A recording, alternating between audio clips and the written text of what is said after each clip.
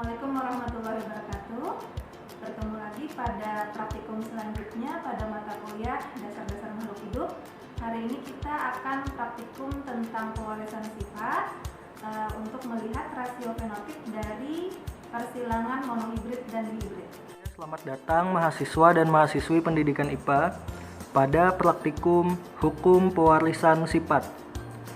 Adapun tujuan dari praktikum ini adalah untuk menunjukkan rasio fenotip dari perkawinan monohibrid dan dihibrid. Langsung saja kita kepada alat dan bahan.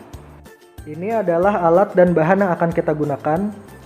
Jadi bahan yang akan kita gunakan di sini adalah 90 pasang kancing merah, 90 pasang kancing putih, 40 pasang kancing kuning, dan 40 pasang kancing hijau. Yang mana alat yang akan kita gunakan untuk menampung kancing-kancing ini nantinya adalah gelas kimia berukuran 1000 ml. Oke, langsung saja kita kepada percobaan yang pertama, yaitu perkawinan monohibrid. Di sini alat dan bahan yang kita gunakan adalah 50 pasang kancing merah dan 50 pasang kancing putih serta 2 buah gelas kimia berukuran 1000 ml. Oke, selanjutnya kita akan langsung memasuki tahap percobaan. Yang harus kita lakukan di sini yang pertama adalah membagikan kedua pasang kancing ini ke dalam 2 buah gelas kimia yang ada di kanan dan di kiri. Nah, untuk pembagiannya itu kita jangan per warna kawan-kawan sekalian. Jangan per warna, tapi per jenis kelamin. Bagaimana caranya untuk menentukan jenis kelamin? Itu sebenarnya mudah saja kawan-kawan sekalian. Bisa kalian lihat, ini sebenarnya bukanlah satu buah kancing, tapi merupakan satu pasang atau 2 buah kancing. Ini bisa kita buka kawan-kawan sekalian. Nah, untuk masing-masing kancing ini sebenarnya adalah 2 jenis kelamin yang berbeda. Bisa kalian lihat kawan-kawan sekalian perbedaannya. Nah, untuk kancing yang ada tonjolannya seperti ini, bisa dilihat. Ini disebut jenis kelamin jantan. Dan untuk kancing yang seperti ini, tidak ada tonjolannya, ini disebut jenis kelamin betina. Nah, jadi ini jantan, ini betina. Nah, untuk pembagiannya itu seperti itu kawan-kawan sekalian. Yang jantan kita masukkan ke kanan, yang betina kita masukkan ke kiri. Nah, tidak masalah untuk warnanya apakah sama atau berbeda, itu tidak masalah. Yang penting adalah jenis kelaminnya. Nah, oke. Tidak apa-apa tercampur yang merah dan yang putih. Nah,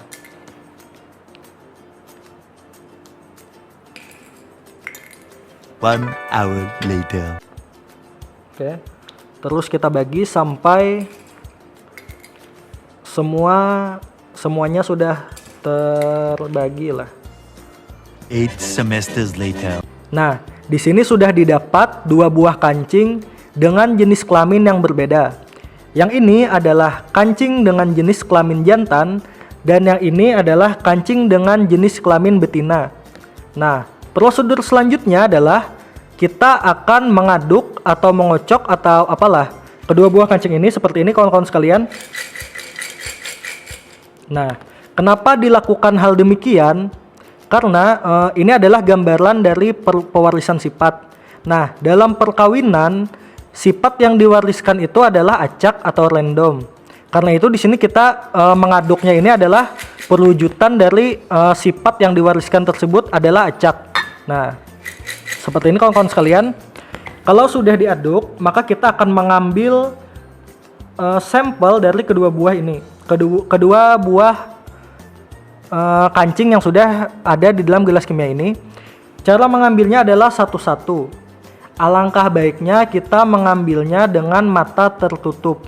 Karena di sini kita benar-benar akan mengambilnya secara acak kawan-kawan sekalian. Oke, langsung saja mengambilnya itu berbarengan. Nah,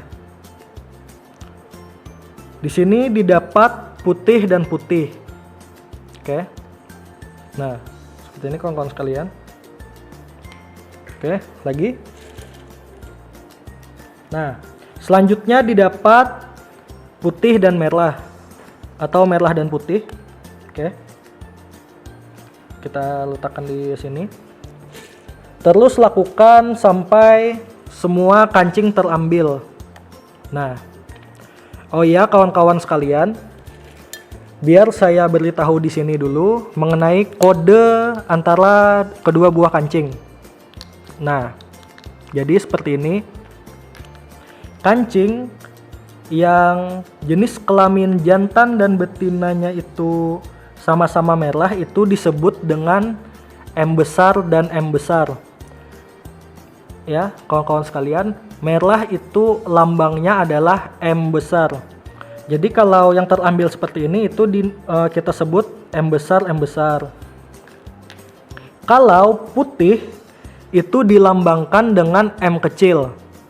Maka kita menyebutnya, kalau putih keduanya seperti ini, kita menyebutnya M kecil, M kecil. Ingat, ini M besar, ini M kecil, M kecil. Kemudian ada yang terambil demikian, yaitu merah dan putih.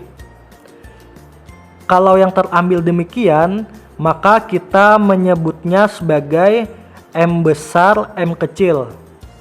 Ingat kawan-kawan sekalian, ini kita menyebutnya M besar dan M kecil. Jadi di sini ada 3 sampel yang kita dapatkan, yaitu M besar, ini M besar, yang ini M kecil, dan yang ini M besar, M kecil. Ya kawan-kawan sekalian, ada 3 sampel. Oke, kita lanjutkan pengambilan sampel kita. 1 hour later. Ini adalah hasil dari percobaan kita. Di sini didapat 3 buah sampel. Di sini yang pertama kita dapatkan 27 buah pasangan kancing merah-merah atau M besar, dan juga 27 buah pasangan kancing putih-putih atau M kecil. Dan juga di sini ada 46 buah kancing pasangan M merah, M besar, dan M kecil putih. Nah, ini merupakan perumusan perhitungan dari percobaan kita tadi. Bisa kalian lihat di sini ada tabel. Tabelnya ini sama seperti hasil percobaan. Bisa kalian lihat.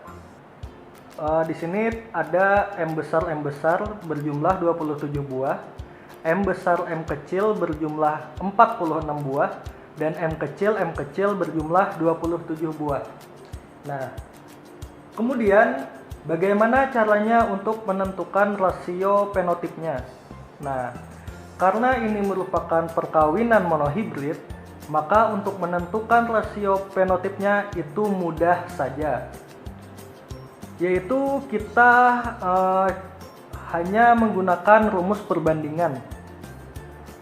Di sini bisa kita bandingkan M besar banding M besar M kecil banding M kecil. Nah, jadi perbandingannya di sini adalah 27 banding 46 banding 27. Atau jika kita sederhanakan itu hasilnya adalah 1 berbanding 2 berbanding 1.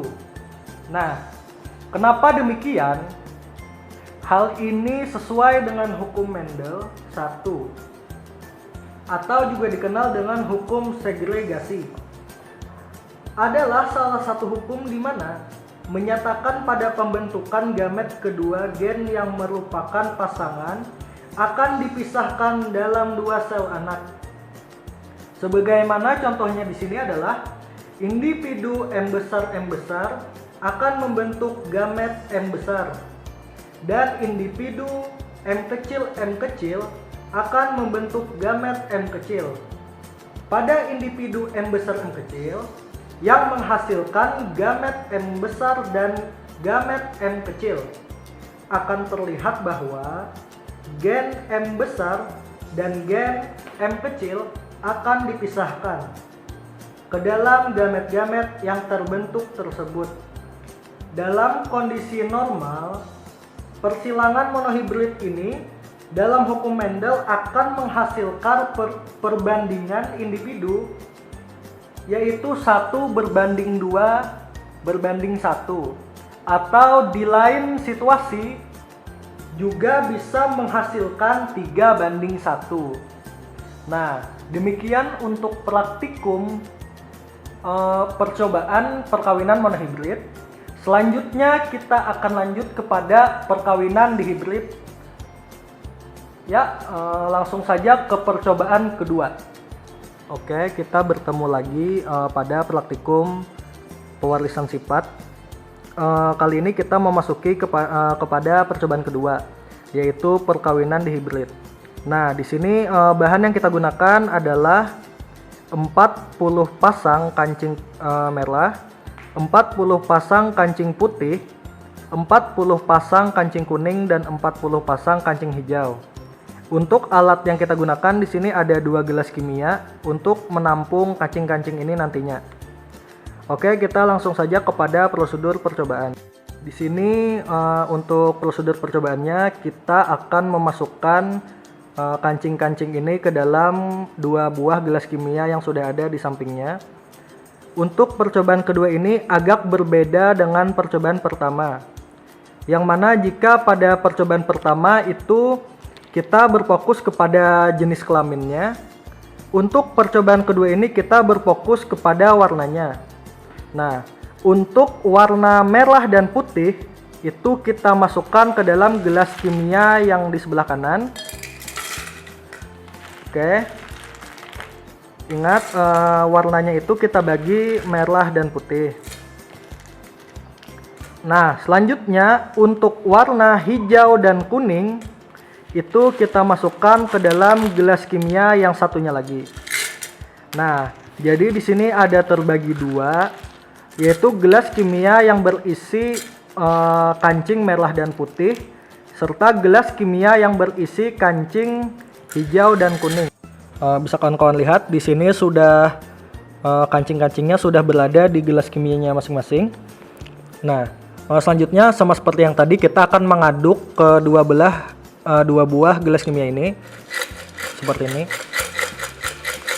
Fungsinya agar kancing-kancingnya ini nantinya ketika diambil dia acak. Oke. Selanjutnya kita akan mengambil kancing. Sama seperti yang tadi, alangkah baiknya kita mengambilnya itu sambil menutup mata, karena agar memastikan terambilnya itu benar-benar acak. Oke, langsung saja kita ambil.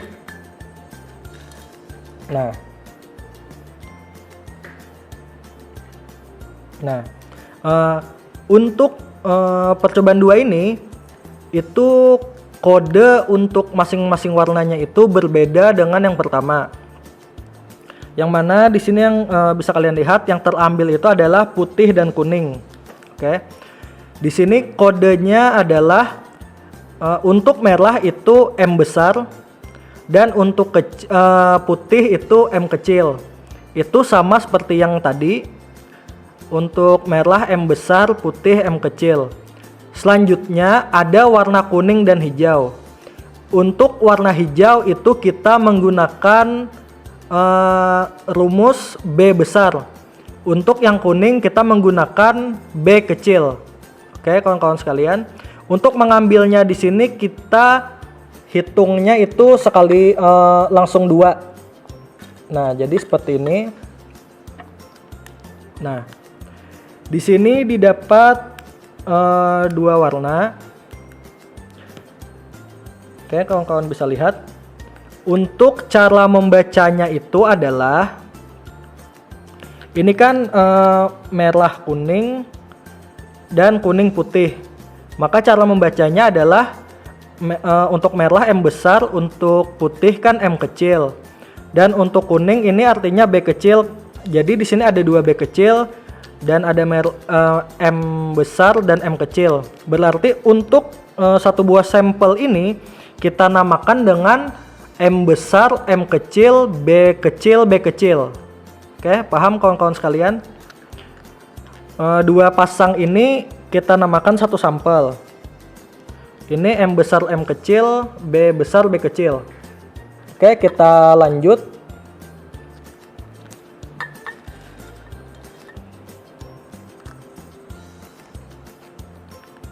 Nah, selanjutnya ini bisa kalian lihat hijau putih dan putih kuning. Untuk hijau itu adalah B besar, untuk putih dan kuning kan kalian tadi sudah tahu. Berarti ini penyebutannya adalah karena dua putih maka M kecil, dan ini B besar, B kecil. Nah, untuk satu sampel ini namanya adalah M kecil, B besar, B kecil. Oke, lanjut kawan-kawan sekalian. 1 hour later.